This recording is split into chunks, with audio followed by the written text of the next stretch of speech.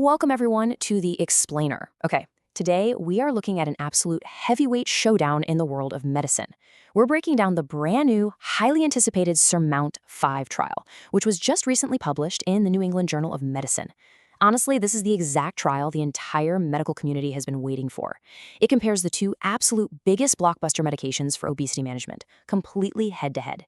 It's a massive data set, and the results are, well, they're just absolutely fascinating. We've all seen the headlines by now, right? These new medications have completely changed the landscape when it comes to treating obesity. But naturally, it leads to the ultimate question that patients and doctors alike have been asking. When you put the top two weight loss medications in the ring together, which one is actually more effective? Well, today, we finally have the definitive clinical data to answer that exact question. Okay, let's dive into this round-by-round scorecard. First, we'll meet our heavyweights, then we'll look at the SURMOUNT-5 trial setup, check out the efficacy of weight loss percentages, move on to the efficacy of waist circumference changes, evaluate safety and side effects, and finally wrap up with the final takeaways. Section 1, meet the heavyweights, defining the contenders. So our contenders today are Tirzepatide and Semaglutide. These are the leading drugs in a brand new generation of highly effective prescription medications designed specifically for obesity management. And what makes them so revolutionary is that they don't just act on your metabolism in a vacuum.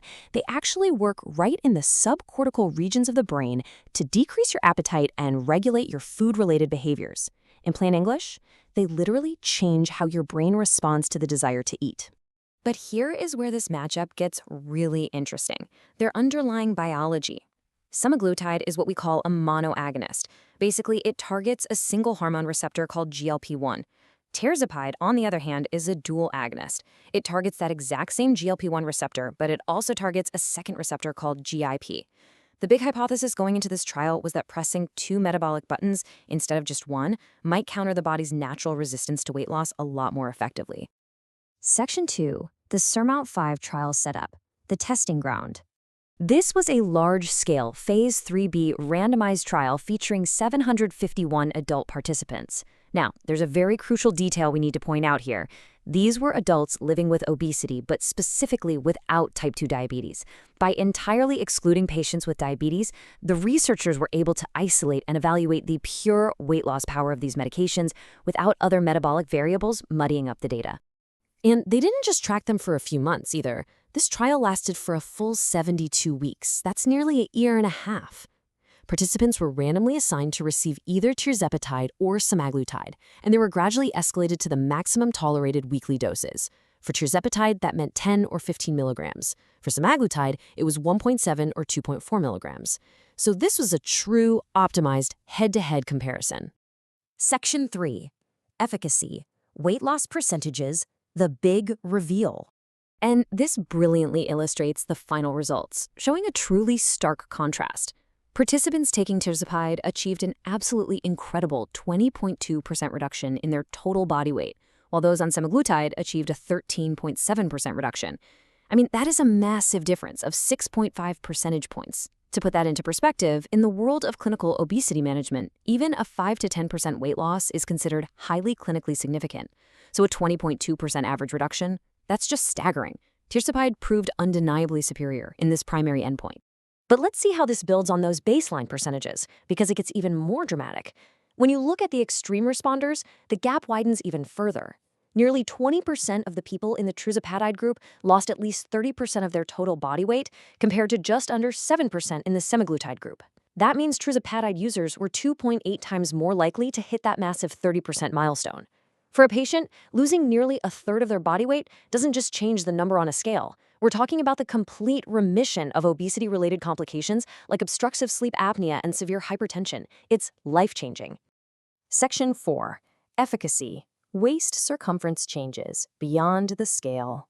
So the crucial point is that waist circumference is a direct indicator of visceral fat. That's the dangerous fat carried around the abdominal organs that directly drives cardiovascular disease. In this trial, Tirzepatide users saw an average reduction of 18.4 centimeters off their waist compared to a 13.0 centimeter reduction for Semaglutide.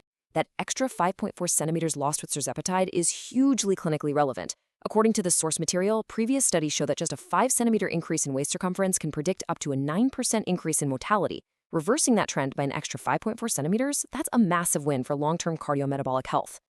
Section 5. Safety and Side Effects. Evaluating the risks.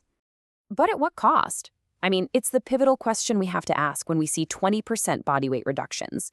Achieving these physical realities is a major biological stressor.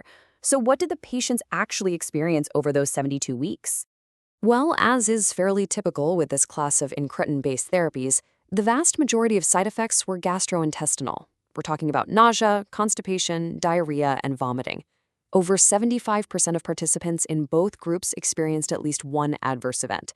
However, it's really important to note that researchers found most of these gastrointestinal issues were mild to moderate in severity.